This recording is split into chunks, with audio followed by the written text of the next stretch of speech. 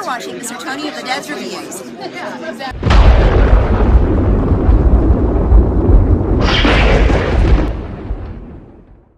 Hey everybody, what's going on? Mr. Tony of the Dead here, and I have another movie review for everybody out there.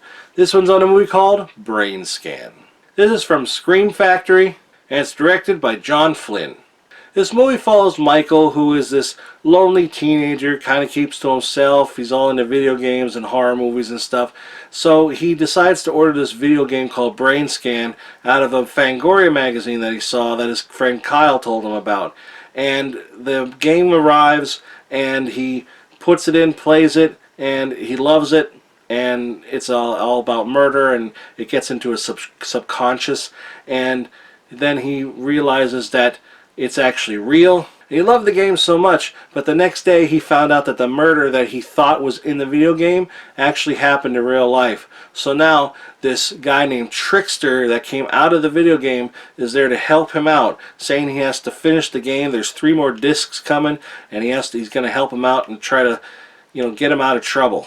Movie is from 1994, and I remember when this first came out. In fact, I still have the VHS.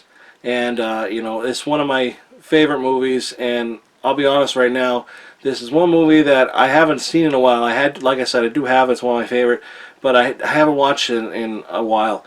And I was afraid because I thought it would lose, some of its, you know how that is, how it loses its greatness for you, I don't really know the word, but I thought I wouldn't like it as much. And I ended up liking it just as much. I didn't lose any... I didn't like it any less than I did. In fact, now that I'm older, I noticed other things that I didn't notice when I was younger, and I can't think of any offhand, to be honest, but I just remember noticing things that I didn't notice back then. Things like video cameras and CD-ROMs and stuff like that. And of course nowadays those are old technology, but it was like all high-tech for him and that, and I still don't know how he did the whole phone thing. Like, he had this phone and he would say Igor, and this guy on the screen would come up, look like Igor, and he'd be like, "Yes, master," and he'd like tell him to dial a number, and then it would be like on speakerphone, but while he's doing that there'd be pictures on the screen, and he'd talk to them like that, like it'd be pictures of like whoever he's calling on the screen. And I'm sure nowadays it's very easy to do, but back then I had no idea how he did it, and I just always thought that was really, really cool. But that has nothing to do with the movie, really.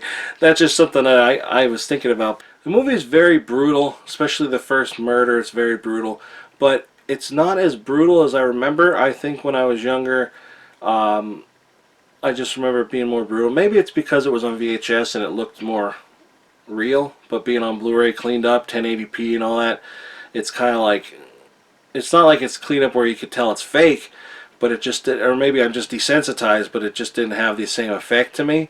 But the soundtrack to it was awesome. Like, I still remember that song playing while he's killing this guy in his bed, and it just, like, I still remember that song back having the same effect on me. Like, it really matched the scene. It was like evil, which worked, and I liked the song. So I don't know if that makes me evil or what. Also, watching this movie is very nostalgic for me because in 1994 I was 14 years old. Eddie Furlong in the movie, I think he's like 16, so we're around the same age. The clothes that they wear in this movie is like stuff I wore, the haircuts, stuff like that.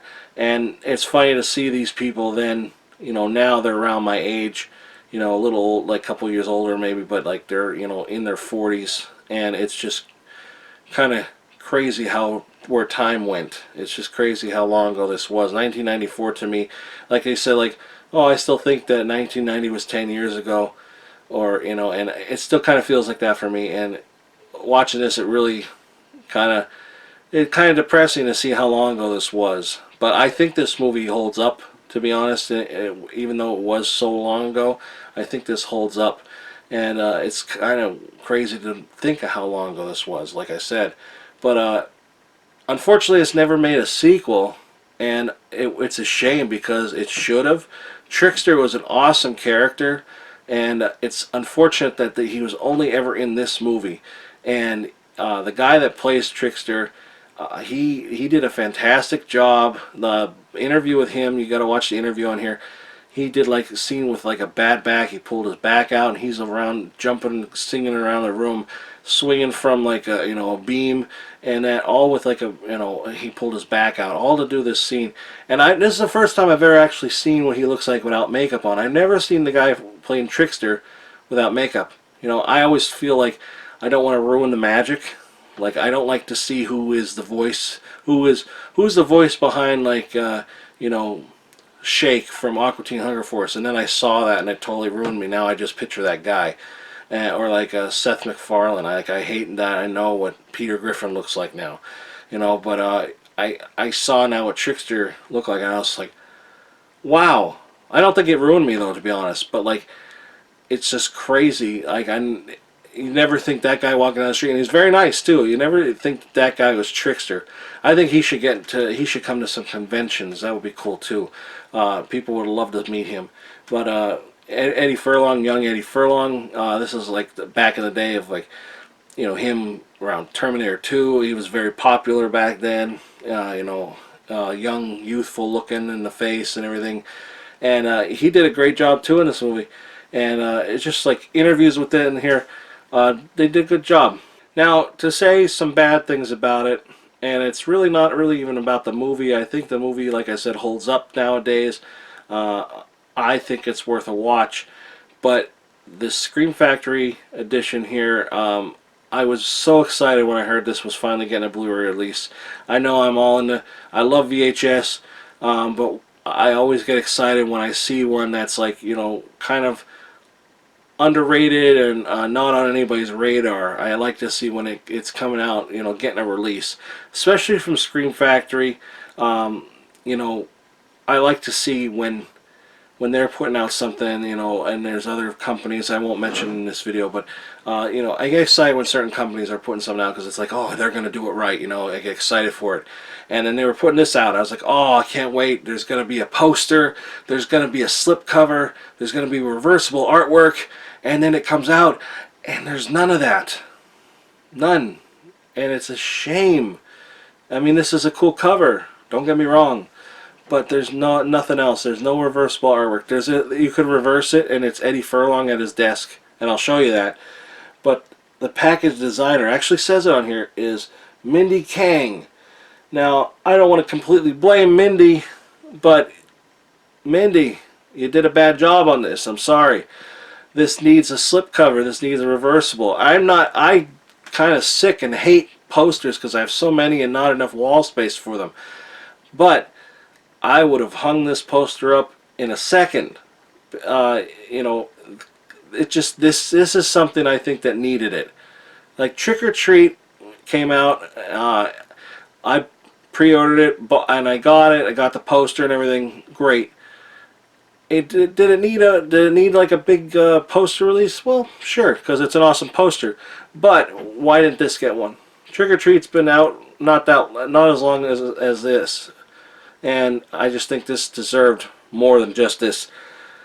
I don't want to say bare bones because there is special features, but it's in a way it's bare bones.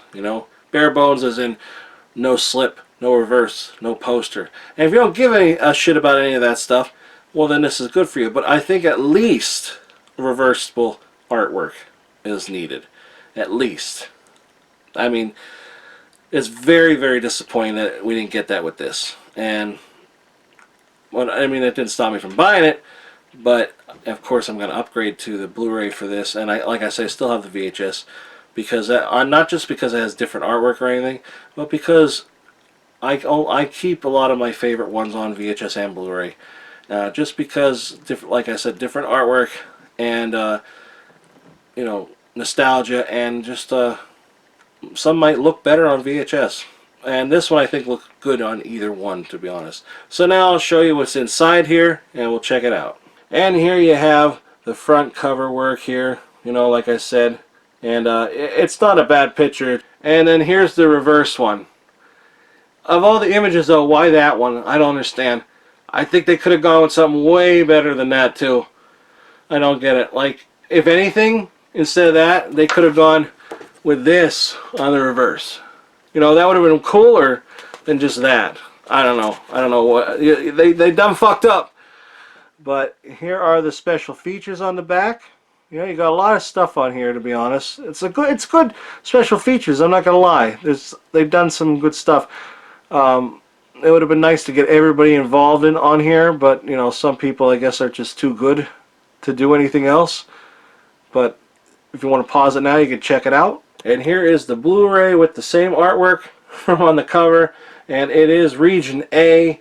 And there is, like I said, there is only a Blu-ray, no DVD. And like I said in previous videos, I'm okay with that. I don't mind that there's no DVD, and I know some people prefer both. I'm fine with that, but since there's no DVD in this, it would have been nice to have versed artwork, or a slipcover, or a poster. I'm not trying to knock Scream Factory or anything. They're a great company. They put out some amazing titles. They do awesome work, great restoration. Customer service needs a lot of work recently, and for some reason their prices are going up to like minimum is $30 on a lot of things. For some reason, I don't know why. But, you know, and some people can afford that, but the regular, you know, average person like me can't do that. And being to how many titles they put out a year, a month even, you know, it's not gonna fly with a lot of people. But I definitely think this movie is worth buying. For $30, no. And that's being a true fan of this movie. Like I love this movie. Definitely, obviously, a lot of rewatchability. Great soundtrack. Absolutely fantastic soundtrack to this. A lot of different type of metal. It's a fun movie too. Like, not fun like, you know, happy or anything, but like, I guess in a sadistic way, it's fun. But yeah, I would say definitely, if you find this for cheap, definitely pick it up. Again, the captions, by the way, I always mention the captions. Captions were very good, and quality was good, sound was good, everything was good, except for the damn packaging and the artwork and all that shit. They gotta do better. I don't know. If they're gonna charge $30, I think they should include all that other stuff. But maybe by the time you see this video, the price will be down or whatever. But if you ever find this on a sale or, you know, used somewhere for cheap, I'd say pick it up and check it out, because I think it's definitely worth it. So that's it, everybody. Thanks for watching. Give this video a thumbs up, hit the subscribe button, follow me on any one of the social media links in the description box below. If you're interested in purchasing this, I'll put a link below in the description box. Also, I'll put a trailer down there, and like I always say, proceed with caution. There may be spoilers. That's it, everybody. Thanks for watching. Talk to you later. Bye.